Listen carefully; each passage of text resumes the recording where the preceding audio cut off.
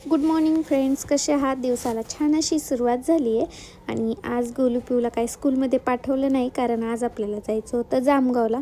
तर आम्ही निघालो जामगावला, आवरलं वगैरे आणि आम्ही निघालो जामगावला जायला.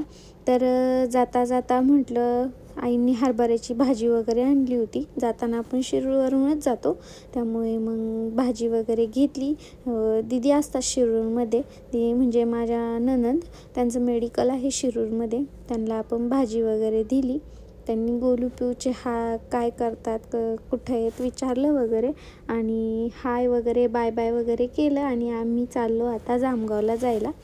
तर जाता जाता रस्त्यात बाबांनी गोलू पिऊला घेतले वडापाव, चॉकलेट वगैरे थोडं खायला घेतलं गोलू पिऊला. दोघंजण त्याचीच वाट पाहत होते, कधी बाबा आम्हाला खायला घेऊन येतात.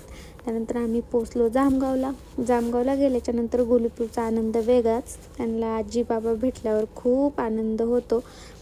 गोलू जास्त करून त्याच्या गायांच्याच गप्पा मारत असतो, त्याला जास्त करून तेच आवडतं. घरी गेलो तर तिथे स्वयंपाकाची तयारी चालू होती. स्वयंपाक तसा बनवायलाच दिला होता बाकीचा, पण सवासनींना जेवण्यासाठी जे लागतं ते बनवलं होतं.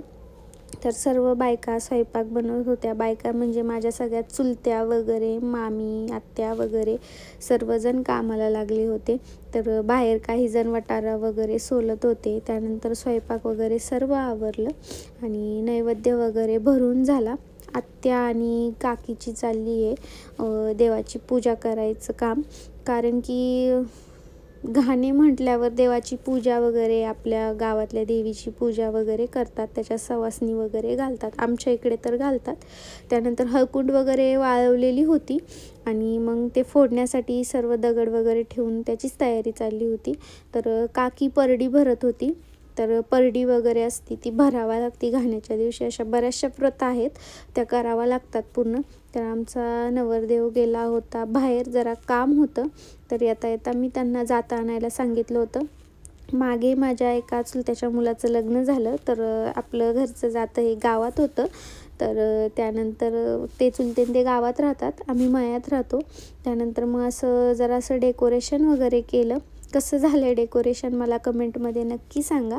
तर पूर्ण डेकोरेशन झाल्याच्यानंतर असं काहीतरी मी घाण्याचं सजवलं होतं, आपलं फुलांचं. जास्त काय नाही, थोडंफार वगैरे. त्यानंतर हे सर्व मी रेडी वगैरे केलं आणि गेले माझं आवरायला. तर सर्वांनी आज ठरवलं होतं हळदीला आपण पिवळं घालणार आहे, तर घाण्याला म्हटलं सर्वजण ग्रीन घालूया. तर सर्वजणांनी ग्रीन साड्या घातल्या होत्या, म्हणजे जेवढे घरचे आहेत ना आपले, जेवढ्यांना माहिती आहे ग्रीन घालायचं, त्या सर्वांनी ग्रीन घातलं होतं. त्यानंतर तिथे चालला होता तळी भरायचं काम. तर मग नंतर सगळं बाया घाणे घालण्यासाठी वेट करत होत्या, पण सवासणी जेवल्याशिवाय घाणा घालत नाही असं म्हणतात. तर इकडे सवासणी वगैरे जेव घातल्या आणि गोलू पिऊचं काय चाललं होतं, तर बाबांनी आणला होता गायांसाठी घास कापून. तर गोलू पिऊ त्यांना टाकायचं काम चालू होतं. पप्पांनी थोडा टाकला होता, पण गोलू त्याची भुरी गाय आज काय फुगूनच पाठवतो का काय माहिती. त्याचं खूप मज्जा आणि मस्ती असते जामगावला आल्याच्यानंतर. त्यानंतर अशी काहीतरी पूजा केली होती. हे टोपी वगैरे घातलेला नारळ म्हणजे खंडोबा असं मानून त्याची पूजा करतात. त्यानंतर जेवण वगैरे झालं आणि इथे गाणे पण संपत आले होते. नंतर हा शेवटचा गाणं होता. हे आजीन त्या गाणे म्हणायचं काम चालू होतं.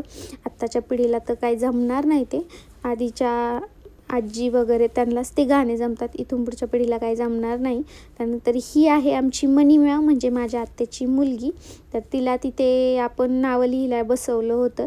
मग गोलू आणि पिऊचा चालला होता इकडे डान्स. त्यांना माहितीच नाही आहे आपल्याला जायचं आहे म्हणून, त्यांना कळालं जायचं आहे. गोलू सारखा म्हणायचं मला इथेच राहायची. तर त्यानंतर आम्ही सर्व आवरलं वगैरे तिथालचं आणि निघालो घरी जायला. असा काहीसा आजचा आपला दिवस होता. ओके, बाय, भेटूया नेक्स्ट ब्लॉगमध्ये.